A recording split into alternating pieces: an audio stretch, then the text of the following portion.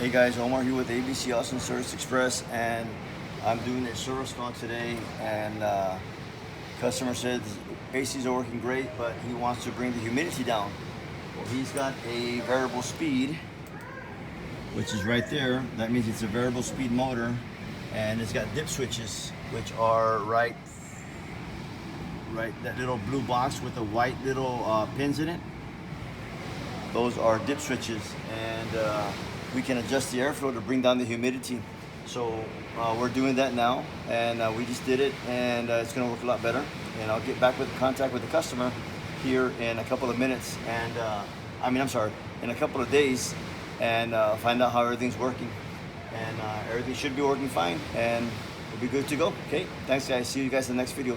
Call us for our AC, heating, refrigeration needs, 512-448-0532.